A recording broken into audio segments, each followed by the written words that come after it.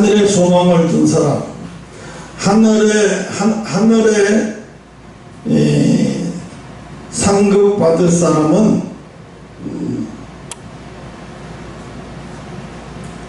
이 세상에서 사서 고생을 하는 사람이에요. 아까 그 돌아가신 분, 풍납동 아산병원 흉부외과 과장, 그 사람은 누가 시킨 게 아니거든요.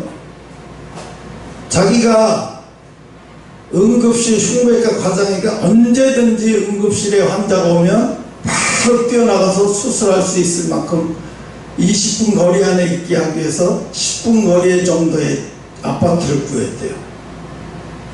그래서 새벽이든 뭐든 하여튼 수술할 상황이 오면 자다 말고 뛰어나갔대요. 근데 다른 의사들이 볼 때는 거죠. 뭐하러 저렇게 사서 고생을 해? 의과 과장 됐으면 좀 편하게 살지. 뭐 하루 이틀 의사할 것도 아니고 매일같이 그렇게 갑자기 오면 그때마다 맨날 뛰어나가서 수술할 거야?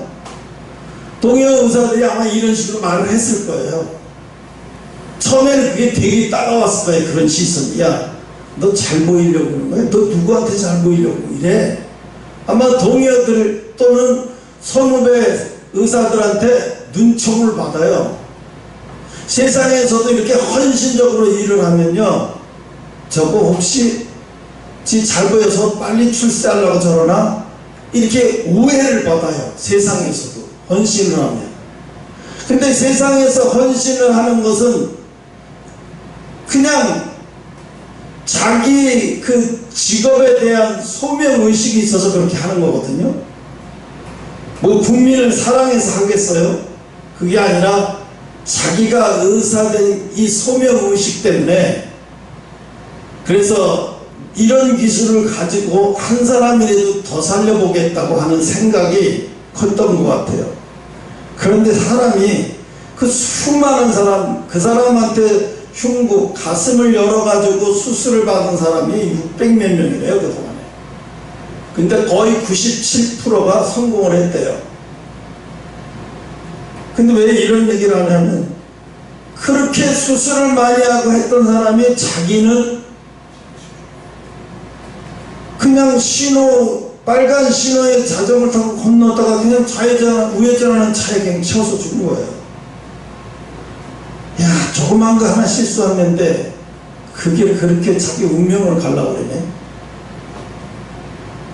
근데 사실 겉으로 보일 때는 그 조그만 사고가 저 사람 운명을 바꿨다고 생각하지만, 영적으로 보면 그 사람은 이 땅에 사는 시간이 거의 끝났던 거예요. 이 땅에 하나님이 주어진 시간이 거의 끝났지만, 참 그분이 예수를 믿었는지 안 믿었는지 모르겠지만 주어진 시간은 정말 열심히 잘 살다 가신 분 같아요. 그런데 세상에서도 이렇게 열심히 헌신적으로 살면 언젠가는 사람들이 다 알아줘요. 언젠가는 알아줘요. 그런데 이분이 지금 돌아가셨는데 사람들이 안타까워하고 뭐 애달파하면 무슨 소용이 있어요? 이미 죽은 사람인데. 아무리 그 사람 죽은 다음에 기념비를 써봤자 아무 소용도 없어요. 왜 하나님은 솔로몬 성전을 세워가지고, 솔로몬 성전을 세워서 하나님은 그 짓는 데만 거의 성전하고 왕궁까지 40년이 걸렸는데, 그걸 그렇게 단숨에 헐어버려가지고 다시는 이 성전을 찾지 못하게 하기 위해서 벽돌 하나도 흔적을 남기지 않고 싹 없애버렸어요. 왜? 더 이상 성전 필요 없다. 더 이상 성전 필요 없다는 거예요. 너희들 성전 지어봤자 이렇게 나한테 할 거면서 성전 지으면 무슨 소용이 있겠냐. 그래서 아예 성전을 원치 않는다는 뜻으로 그냥 돌 하나도 없애버리시지 않았나, 그런 생각이 들어요. 오늘 보면 이 눈면 소경을 고친 거에 대해서 나오는데, 이거는 고난의 문제에 대해서 나오는 거죠. 고난의 문제. 아까도 제가 얘기했잖아요. 예수 믿는 사람은 사서 고생하는 사람이다. 아까도 보니까 10억 원을 기부했더라고요. 남대문에서 봉제공장을 하면서 부부가 자식들 다 키우고 열심히 그 나이가 70, 80 다 돼까지도 일을 했대요. 그런데 그 재산을 딱 정리해 보니까 10억이 좀 넘더래요. 여기서 예수 믿는 사람은 사서 고생을 한다 그러잖아요. 우리가 맞아요. 사서 고생하는 거.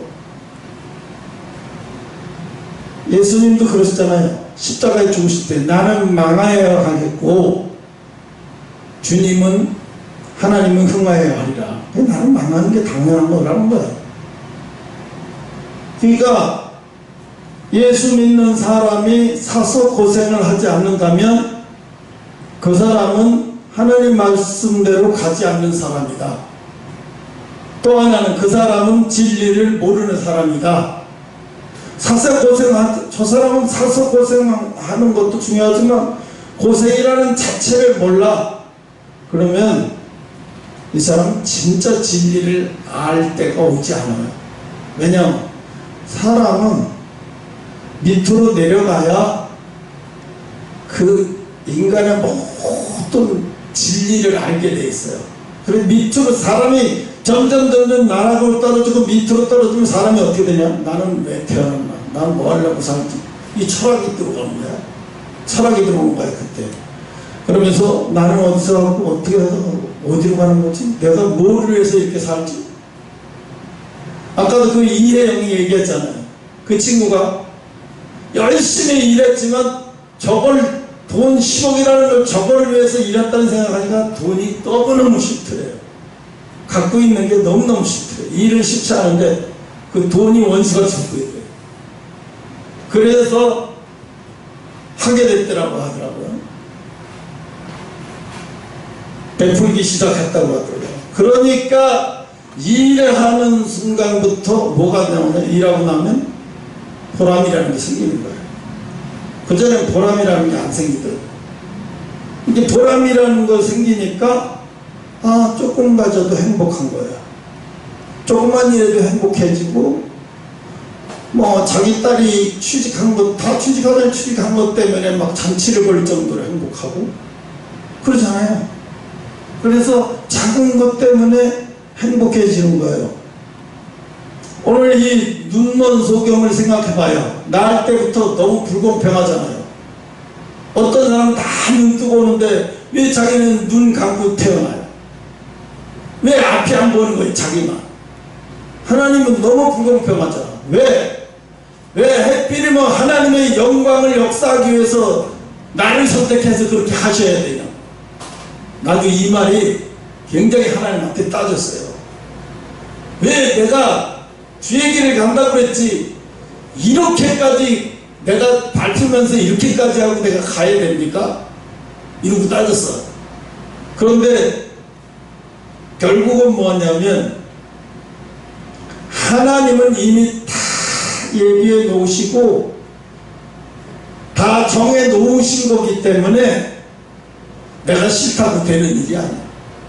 내가 싫다고 해서 되는 일이 아니라 어차피 가야 될 길이야. 나에게 하나님이 주신 것이 사명인 거예요. 사명은 뭐예요? 하나님 앞에 받는 거. 하나님 앞에 받는 게 사명이지.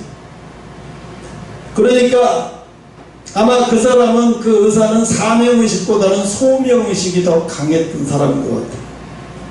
야, 예수 모르고 세상에서도 저렇게 자기 직업에 대한 저렇게 자기 직업을 신성시하면서 최선을 다하는 세상에 저런 직업을 가진 사람도 있는데 그 사람이 의사라서 훌륭한 게 아니에요. 자기 직업을 대하는 그 태도가 너무 훌륭한 거예요. 그건 아마 하나님도 칭찬하실 거예요. 그러고 오늘 고난당하는 자의 고난은 하나님의 영광을 위한 교훈을 주기 위해서 예수님이 말씀하시는 거예요. 고난은 하나님의 뜻을 발견해야 되지, 그 고난을 통해서 하나님의 뜻을 발견하지 못하면, 빨리 발견하는 게 상수죠. 우리가 뭔가가, 내가 옷을 입었는데 뭐가 어디가 따끔따끔거려. 왜 그런지 모르겠는데 나한테 옷을 벗어보니까 이 세탁소에 가져온 핀이 여기 그대로 꼽혀있어서 그게 걸려서 찌기가 아팠던 거예요. 그래서 빨리 찾아가지고 그랬는데, 아니 이게 입고 나와서 길거리에서 그러면 환장하잖아요. 어디서 벗어서 해야지. 계속 입고 갈 수도 없고. 빨리 찾아서, 빨리 벗어서 찾아내야죠. 그 불편한 거를요. 그런 뜻이요. 고난이라는 거, 누구든지 고난은 다 똑같아요. 어떤 성품을 가진 사람도 고난은 다 싫어요. 사실은 고난을 좋아하는 사람은 없어요. 다 싫어요. 근데 고난을 싫지만 고난을 통해서 얻는 게 있어야 돼요. 고난을 통해서 얻는 게 없으면 그 말 그대로 개고생이에요. 고난을 통해서 돈을 벌거나, 고난을 통해서 깨달음을 얻거나, 고난을 통해서 친구를 얻었다거나, 이러면 다 얻은 거잖아요. 좋은 친구 얻었다 그러면 그것도 좋은 소득이고, 또 좋은 사람을 만났다, 좋은 인연을 만났다, 그것도 축복이죠. 고난 때문에 내가 저렇게 훌륭한 사람을 만날 수 있었어요. 내가 이 고난 때문에 저렇게 훌륭한 사람을 만날 수 있었어요. 그러니까 고난은 하나님의 뜻을 빨리 발견. 예수 믿는 사람은 뭐예요? 고난을 통해서 빨리 하나님의 뜻을 발견하는 거예요.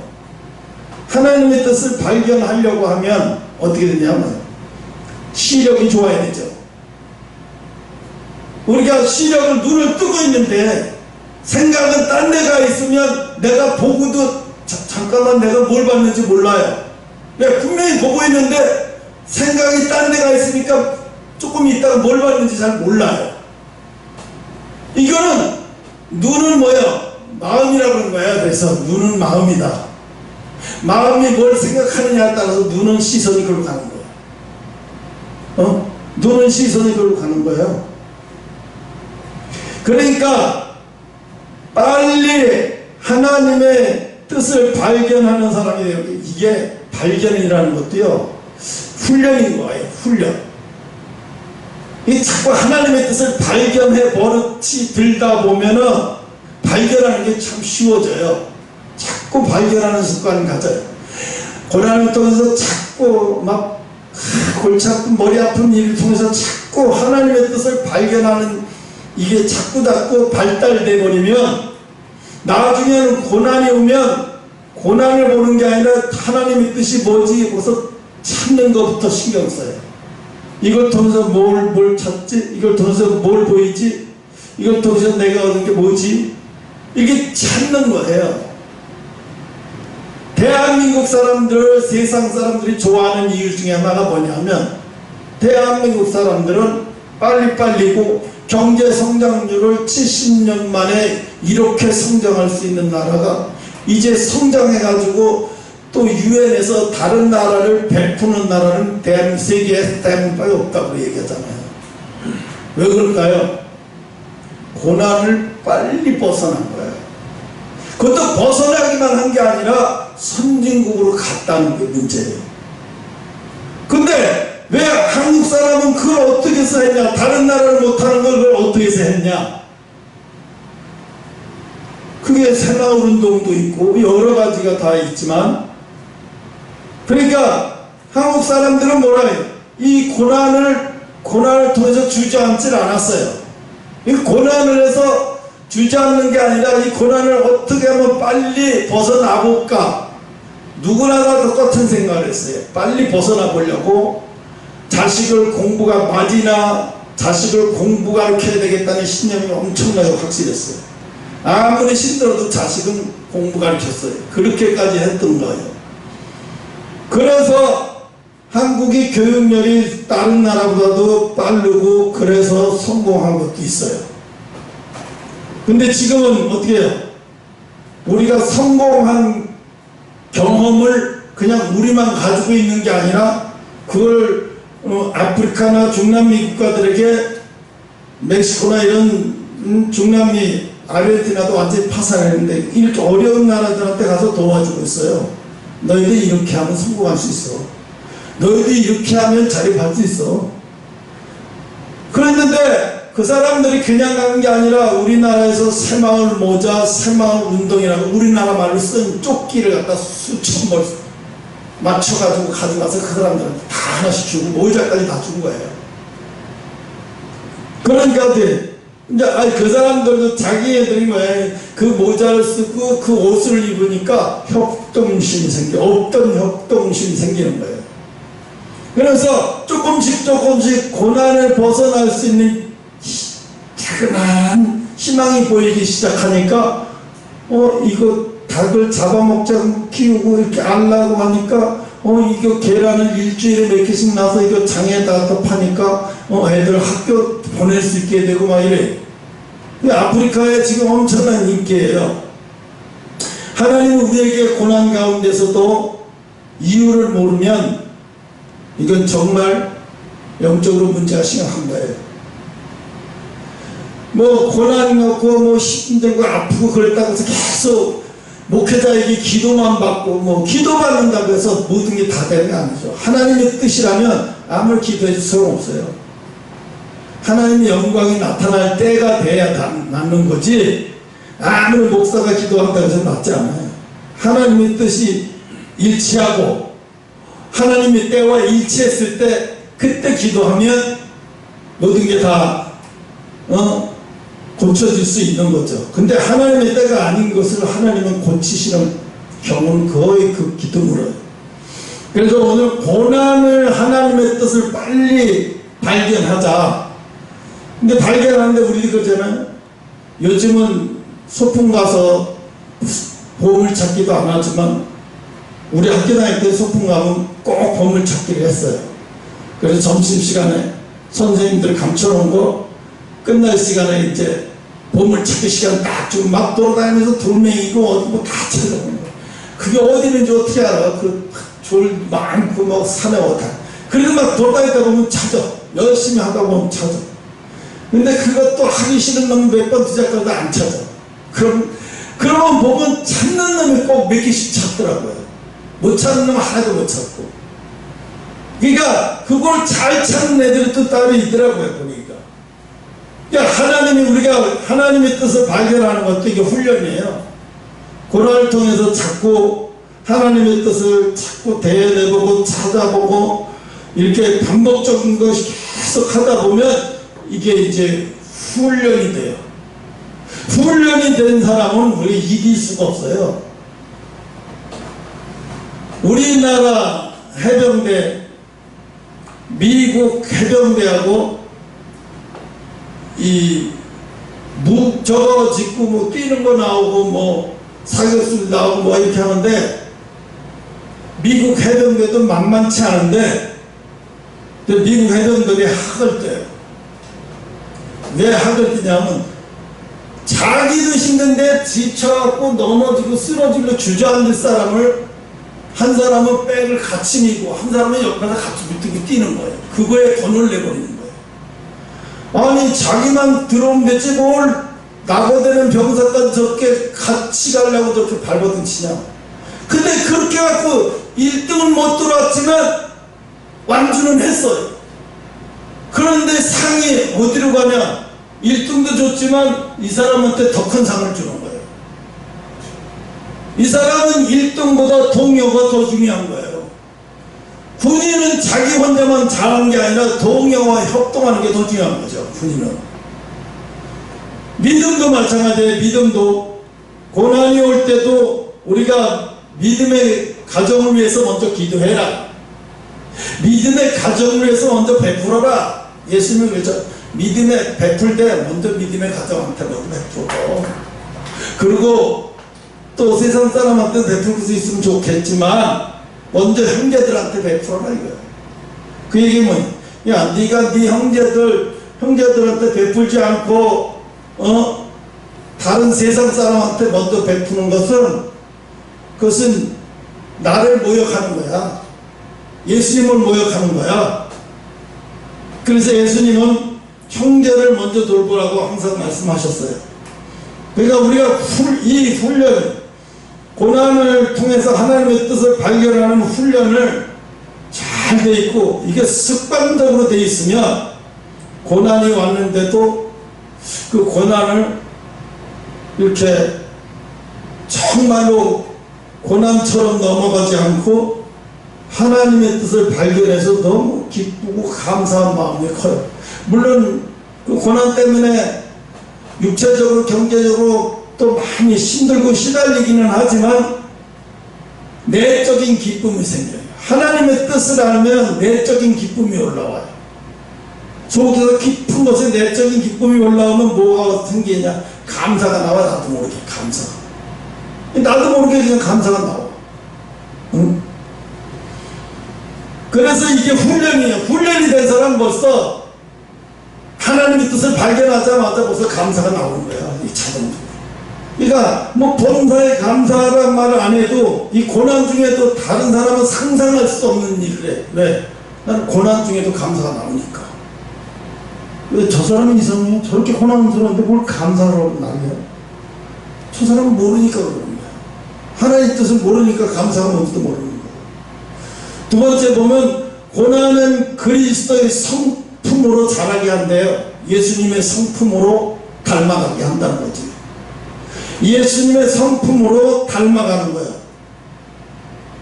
여러분 쌍둥이를 봐요. 아까 내가 조금 아까 정용돈 딸이 쌍둥이인데 뭐 필리핀인가 어디서 유학을 한대.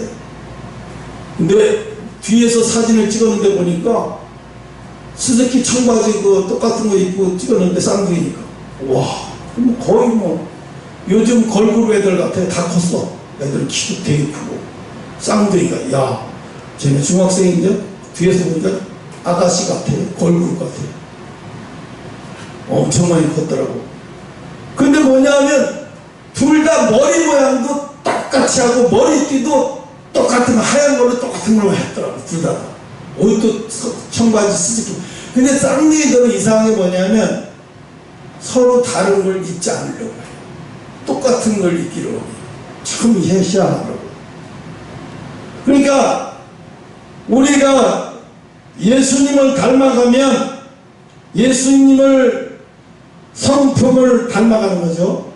어떤 사람은 예수님 닮아가기 위해서 하얀 옷 입고 수염도 기르고 머리도 이렇게 기르는데 그건 예수님 닮은 게 아니죠. 그건 예수님 닮은 게 아니고 성품이 닮아가고 마음이 닮아가는 거죠. 심령이 닮아가는 거죠. 그래서 하나님은 고난을 통해서 자녀의 그릇된 성품을 바로잡는다. 육체적인 부모도 자식이 잘못된 성품을 바로잡으려고 하는데 얼마 전에 초등학교 아이를 어떤 선생이 체벌을 하는데 이거 있죠, 이거 빗자루 아니 저거 청소기 아니라 대걸레 자루를 그걸로 초등학교 4학년인가 3학년을 엉덩이를 때렸대요. 그때 여자예요.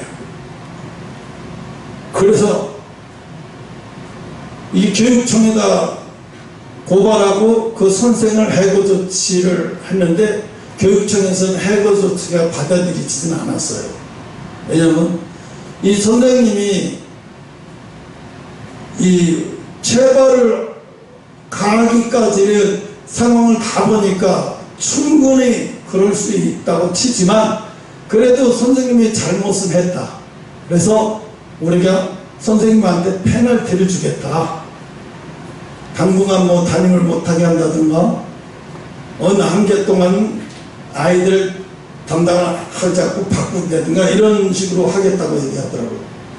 그때 그 부모가 뭐라고 얘기했냐면 애를 그렇게 때려놓고도 선생을 하겠다고. 자기 애가 무엇을 잘못해서 왜 맞았고 그거를 잘 봐야 되는데 맞은 것만 생각을 하는 거예요. 그러면 이 아이는 학교에서 내가 뭐 잘못해서 선생님이 때리면 신고하는 거구나 이렇게 돼버리는 거예요. 그럼 뭐예요? 교권이 사라지는 거예요. 선생님의 권위가 사라지면 아이들은 선생님 말하는 걸 다 우습게 해요. 그렇게 자란 아이는 나중에 사회에 나가서도 쓸모없는 사람이 되어버리면 말아요. 왜? 절제하는 걸 모르고 존경하는 걸 모르니 사회에 가서 어떻게 적응하겠어요? 지금 20대들이 직장생활 못하는 이유가 뭔지 알아요? 존경하는 걸 못해요. 선배들을 존경하고 타고서하고 이렇게 하는 것도 잘 못하고. 왜? 그게 훈련이 안 돼 있으니까. 좋은 대학 나오긴 했어요. 그런데 그런 훈련이 안 된 사람은요 성공 못해요. 회사에서 오래 회사 생활을 못해요. 그래서 결국 그 엄마는 아이를, 자기 자식을 잘 기르는 게 아니라 더 망가뜨리는 거예요. 그러니까 엄마가 눈이 모르는 거죠. 왜? 감정에 사로잡혀가지고, 감정에 사로잡혀서 볼 걸 제대로 못 보는 거예요. 그러니까 겉으로만 보지, 이게 보이지 않는 것을 볼 줄 아는 소견인 거예요. 볼 줄 모르는 소견인 거예요. 그래서 오늘은 고난을 통해서 그리스도의 사람, 그리스도의 성품이 되어가는 거예요. 그리스도의 성품. 인성이죠, 인성. 아, 인성이 크리스찬 같아? 아, 저 사람 인성이 크리스찬 같아? 아, 저 사람 인품이 교회다 인성 같은데? 이건 벌써 내가 아까 아침에 김갑지 집사한테 얘기한 게 그거거든요. 성품, 인품. 그게 내가 주일날 와서 설교를 하루 종일 듣는 것보다 일주일 그렇게 예수 그리스도의 성품이 드러나게 사는 게 더 중요해요. 예배보다 더 중요해요. 그게 교회에 와서 기도하는 것도 중요하지만 그거보다 더 중요한 게 거기가 선교지야. 거기 예수 믿는 사람 하나도 없어. 그러면 너밖에 없으면, 그럼 내가 그러면 나를 통해서 사람들이 저 친구 교회 다니는데 저 친구는 참 우리랑 안 어울리지만 예수 믿는 사람은 괜찮겠다. 처음에는 좀 하다가도 다른 예수 믿는 거 빼놓고는 문제가 없는 것 같으면 나중에 서로 대화도 깊이 갈 수도 있고 그래요. 근데 그거는 자기 한계 나름이고 자기 한계 달린 거예요. 그래서 그리스도의 성품으로 자라게 하는 게 바로 고난이라는 거예요. 그래서 어떤 사람은 그러잖아요. 고난은 크리스찬의 학교다. 고난을 그냥 가만히 앉아서 그걸 고난을 보면서 실망하고 좌절하고, 아프리카 사람들이 있잖아요.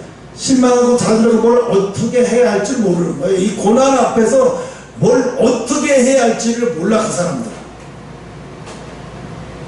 그런데 우리는 고난 앞에서 그냥 발버둥 치는 거죠. 어떻게든 살아보겠다고, 이렇게도 해보고 저렇게 해도.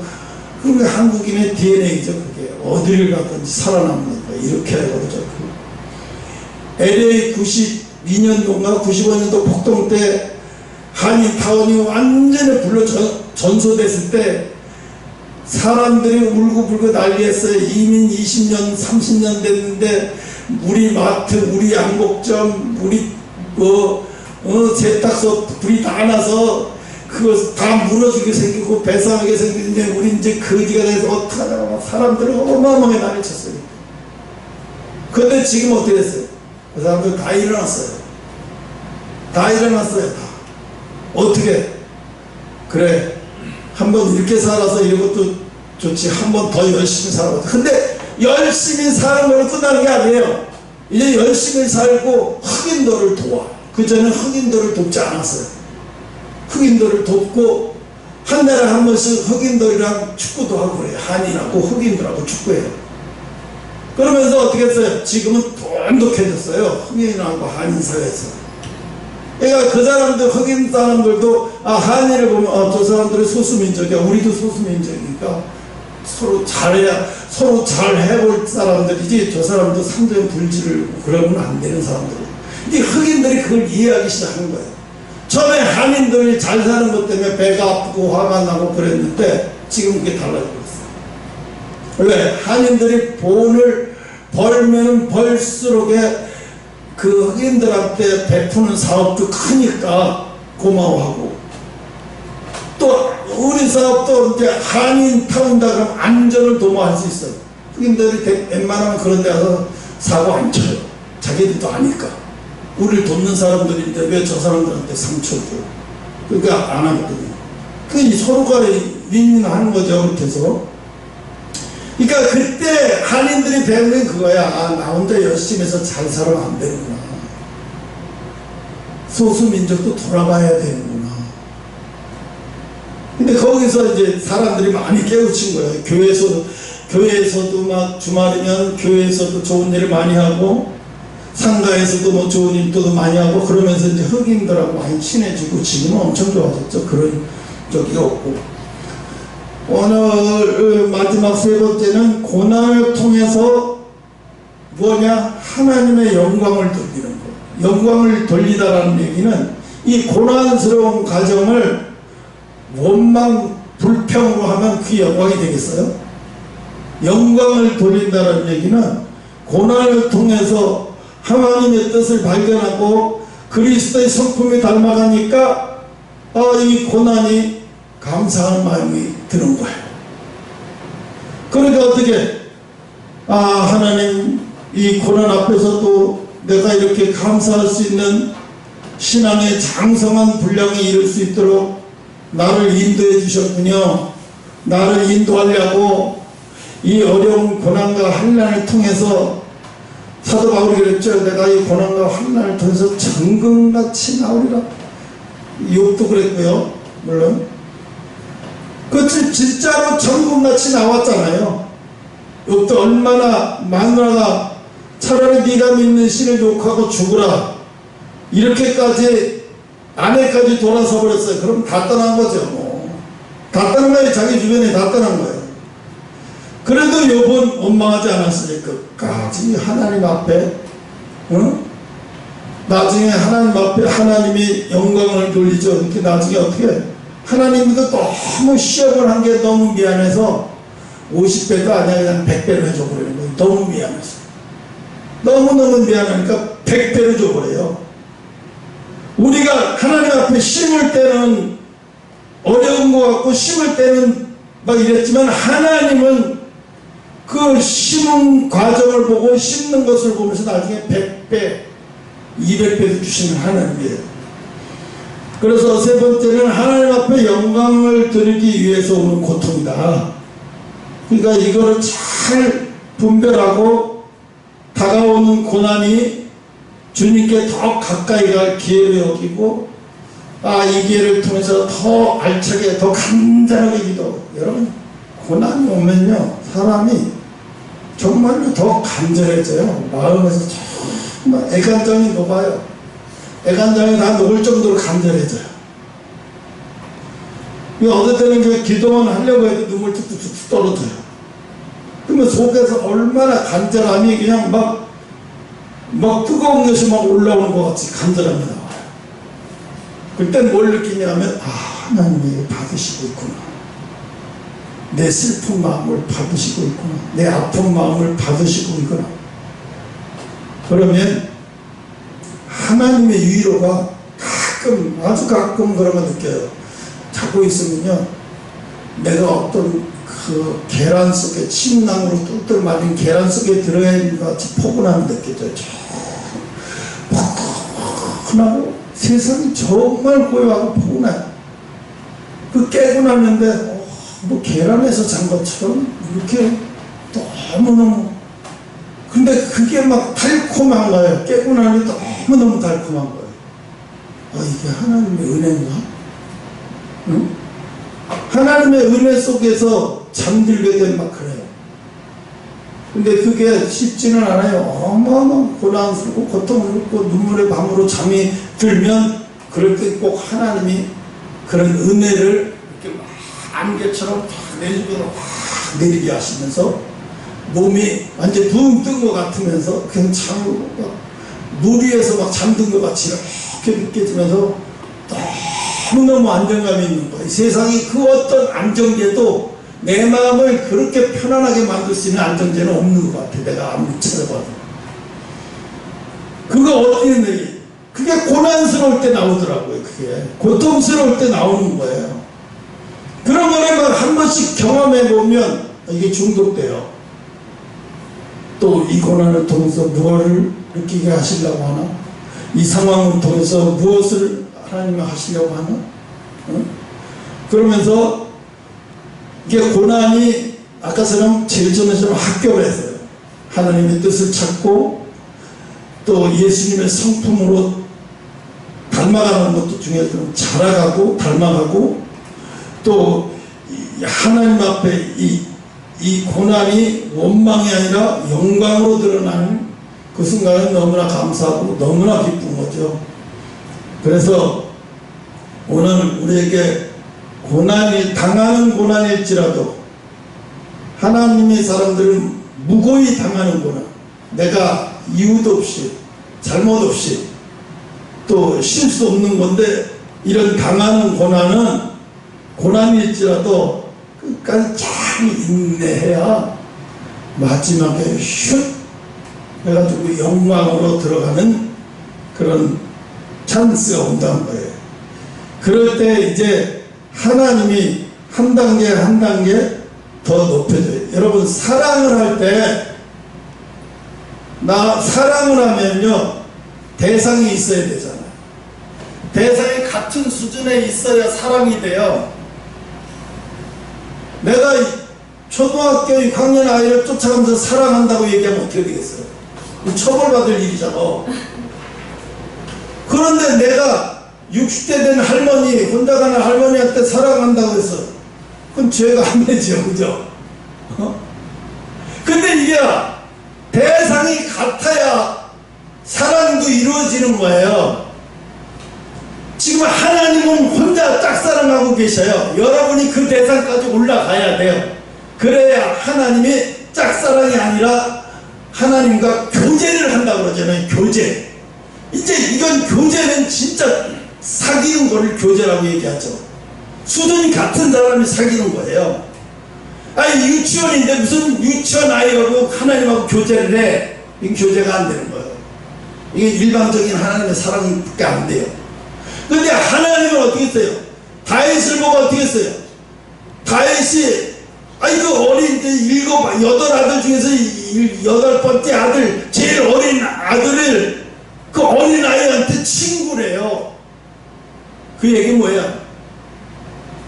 난 너하고 교제를 했어. 넌 나의 교제의 대상이야. 나는 너를 친구로 여겨. 내가 너하고 진짜 사랑을 나누는 대상이라는 거야. 그러니까 하나님이 그걸 보면서 하나님이 다윗을 얼마나 끔찍이 여겼는지를 알만하잖아요. 그러니까 신앙적으로 우리가 하나님과 동등한 성장을 이루지 못하면 하나님은 일방적인 사랑밖에 안 돼요. 그걸 하나님이 기뻐하시지 않아요. 하나님은 교제를 기뻐하세요. 교제. 네가 나한테 말해주고 나의 청 들어주고 나도 네의 청 들어주고 이게 교제거든요. 그러니까 하나님의 교제는 우리가 성장해 신앙적으로 성장해야 교제가 되죠. 수년이 지나도 성장하지 못하는 건 하나님 일방적으로 주는 거기 때문에 이거는 관계가 회복이 안 되고 있어요. 잘 알아야 돼. 그러니까 하나님의 관계 관계는 곧 사랑인 거예요. 사람들은 그래요. 하나님은 사랑이시라. 맞아요. 하나님은 사랑이에요. 근데 여러분도 그 사랑의 대상이 돼야 돼요. 하나님이 사랑할 수 있는 대상이 돼. 아직도 맨날 어린애인데 하나님이 그건 일방적인 사랑이지. 그건 일방적인 사랑이에요. 그러니까 하나님은 그걸 원하시는 거예요. 네가 성장해서 나랑 대화할 수 있는 수준이 돼야 내가 너를 참으로 기뻐하고 내가 너를 근데 다윗더러 하나님이 다윗을 친구라고 하고 또 누구야? 모세를 아들이라고 얘기하고 아들이라고까지 얘기했어요. 얼마나 사랑하셨으면은 또 사도 바울은 이 땅에서 이미 숨도 끊어지지 않고 순교도 당하지 않았는데 하늘나라에 벌써 이미 잔치 준비가 돼 있어요. 사울이 순교당해서 오면 이제 천사들을 통해서 잔치를 이미 다 준비해 놓은 거예요. 내가 그거를 보고 엄청나게 사도 바울이 부러웠어요. 부러웠다고 해서 될 일은 아니죠. 아무나 그렇게 살 수 있는 것도 아니고 하나님이 또 그런 머리도 주시고 그런 지혜도 주셔야 가능한 거지. 인간이 아무리 혼자 뭐 잘났다고 해서 되는 건 아니거든. 그래서 여러분, 하나님의 사랑의 대상이 돼야 되는 거예요. 대상까지 성장해야 하나님하고 교제가 시작되는 거죠. 진정한 사랑은 교제부터 시작하는 거예요. 교제가 잘 이루어지면 그 다음에 혼인으로 가죠. 교제가 잘 이루어지면 그 다음에 혼인을 가요. 혼인을 가면 뭐예요? 그 다음에 혼인 잔치가 이루어지는 거예요. 우리가 혼인을 하게 되면 천국으로 입성해서 그 다음에 잔치가 이루어지는 거예요. 어떠한 잔치인지 그건 가봐야 알죠. 그래서 오늘 하나님은, 예수님은 이 고난이라는 것을 통해서 우리를 결국은 성장시키고 싶으신 거예요. 우리를 미워서 때리고 원망해서 때리는 것이 아니라 성장시켜서 하나님은 교제를 하시기를 원하시는 거예요. 근데 우리는 교제를 하려고 하잖아요. 일방적으로 맨날 달라는 것밖에 안 해요. 그죠? 달라는 것밖에 안 해요. 듣는 훈련을 많이 해야 되는 거예요. 그래서 고난을 통해서 하나님의 뜻을 찾고, 고난을 통해서 자꾸 찾는 연습을 하다 보면 조금씩 성장해 가는 거예요. 그래서 이 시대에는 사람들이 이거를 하나님과 깊은 교제를 이루는 사람이 목사도 그렇고 성도도 그렇고 권사집사 장로도 그렇게 드물어요. 너무너무 하나님과 교제하는 사람이 드물어요. 저 사람이 하나님과 교제하는 사람인가 보면 아니에요. 그 분별력이 생기면 그 정도는 딱 감이 와요. 어느 정도, 이 사람이 영적 수준이 어느 정도 되겠다 이러고. 그래서 오늘 이 말씀을 통해서, 이 말씀의 핵심의 열매는 교제하는 데까지 성장해라.